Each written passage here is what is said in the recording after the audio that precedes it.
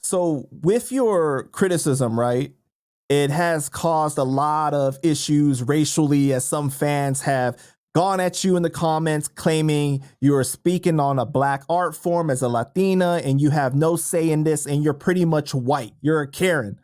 And you shouldn't vocalize these things because, you know, you've also, in their eyes, you vocalize things that you're you're tired of blacks being racist towards Latinos, right? And then some of the comments I've seen have been brutal towards you. Like, what is the situation with that?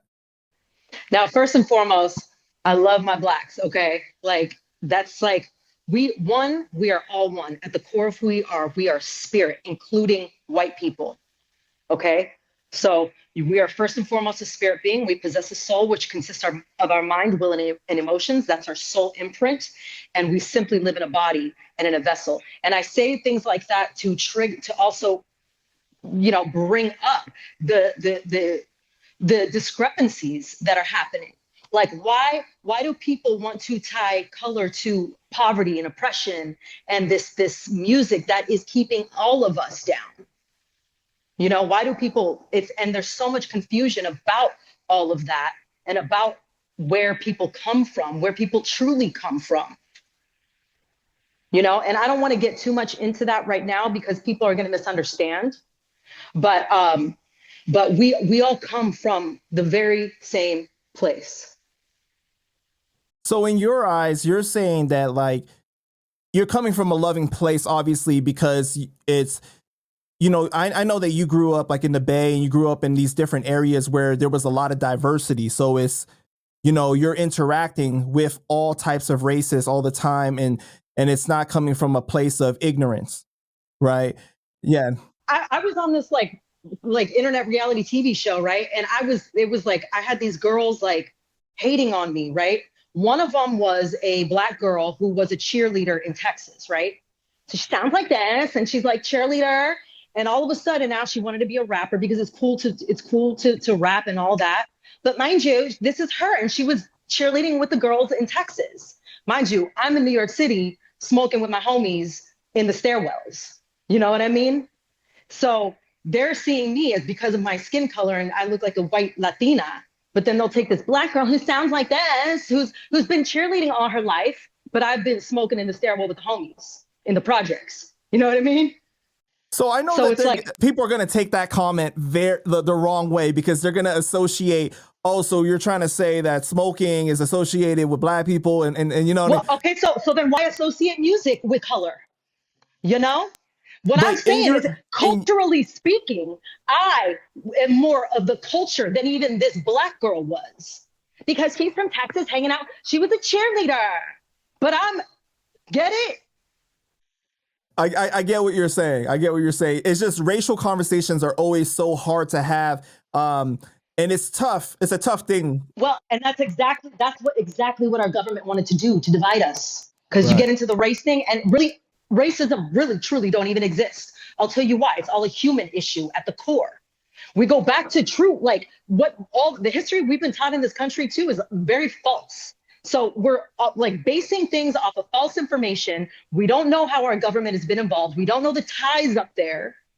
And people at the bottom divide and conquer. And you're here to, lower mentality thinking that your brother, the one who could help you, is against you. That's exactly what they wanted. And that's why it's an inception. That's why I don't even want to talk about it too much because it creates inceptions and people don't understand it. They're so programmed to believe one thing, especially mainstream media. Oh, the term, we need to do better. That is actually comes from white mainstream media. White people made up that term. The people who control Complex Magazine, Source Magazine, all of these hip hop outlets and BET and all that. These are white people that control these things. So all of this ideology that's being spread throughout America that blacks think comes from them actually comes from people like William Randolph Hearst and the Rockefellers and the Vanderbilts and all those people.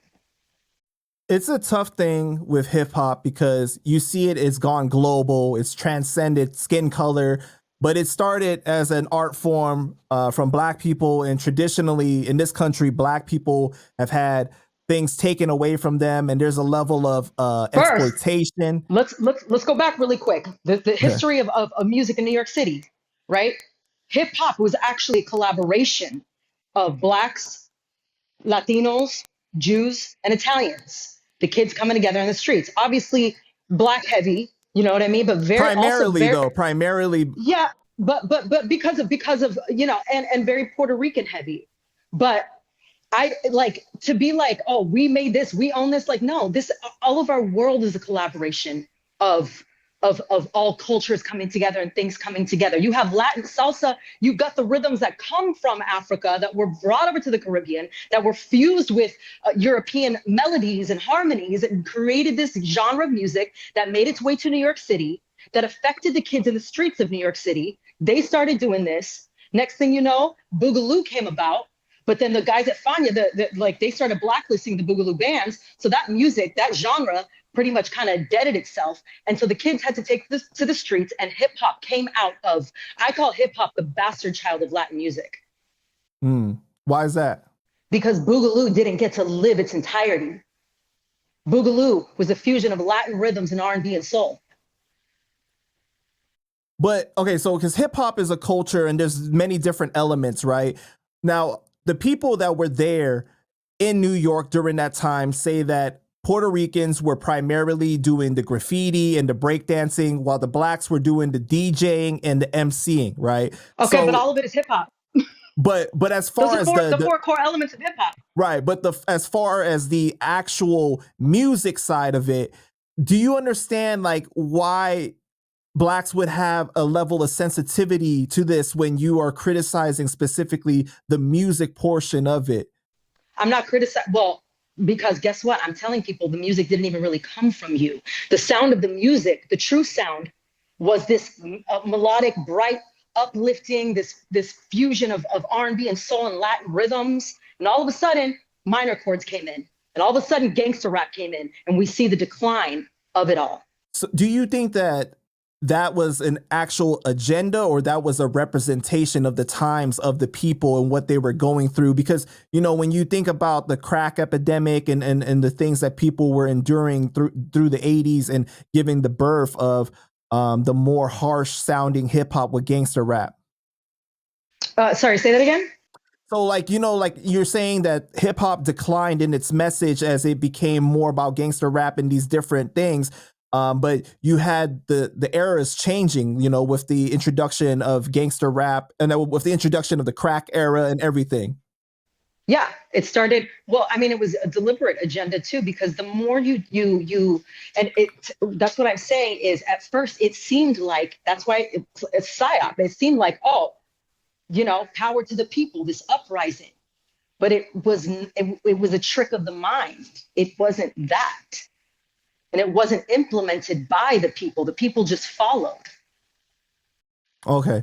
You know, the earlier hip hop, right? We had so much about power to the people because it wasn't too long ago that it was the Black Panther movement. And of course, that was going to influence hip hop.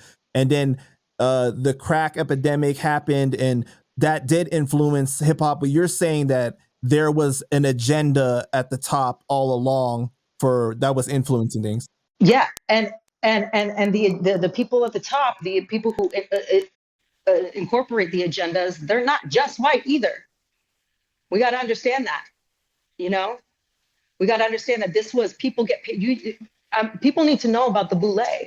The Boule was a whole group of people came out of Louisiana that were mixed, and they were put in places of power and government to be able to implement this, what is happening now. So when you're somewhat attacking hip hop, right? Is it about the gatekeepers specifically, you know, the people with the agenda, or is it purely about the music itself?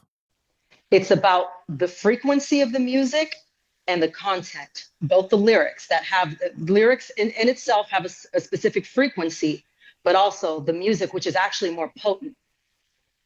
So do you think that people are brainwashed by what has come before them and just to think like, hey, this is the type of music that we make, the type of subject matter, so I'm just going to go ahead and do that? Or do you think they're being approached specifically by the powers that be?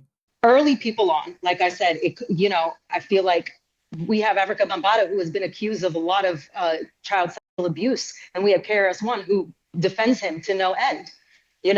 But it's like, where, why can't you see the correlation between the two, between how it started? The oil flows from the beard down. So then you have people that follow thinking that they're joining a good movement, thinking that they're with it, but at the very, very top of this pyramid scheme, they know the real truth.